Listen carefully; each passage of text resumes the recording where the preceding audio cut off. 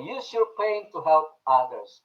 Gamitin mo mga kapatid yung iyong nararanasan na sakit or sakit, sabi ng iba, upang makatulong sa iba. Ano ho?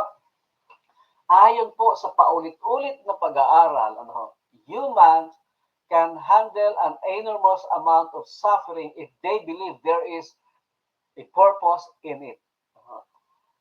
Ang ayon daw po sa pag-aaral, ang mga tao daw po ay kahit gaano pa karaming mga paghihirap ay kaya niyang bathin kapag alam niya na meron pong layunin sa mga bagay na ito.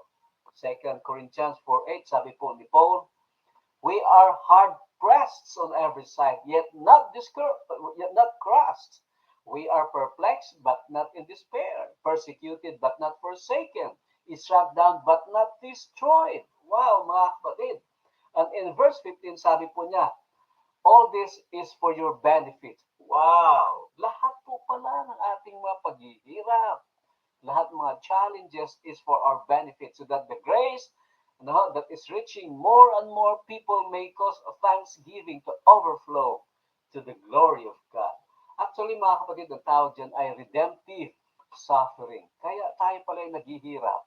Kaya po pala tayo nakakaranas ng iba't ibang uri ng sakit or sakit, mga kapatid, ay duda po upang tayo ay maligtas. Sometimes, God lets you go through pain so that it will help others. Makakatulong po yan sa iba. Bakit ka nakaranas ng depression? Ako mga kapatid, inuulit-ulit ko.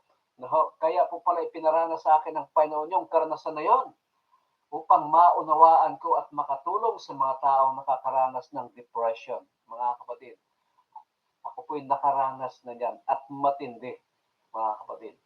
So, your greatest ministry will come from your deepest hurt. And keep going because God will use your pain. Amen? Mga kapatid, so use your pain to help others.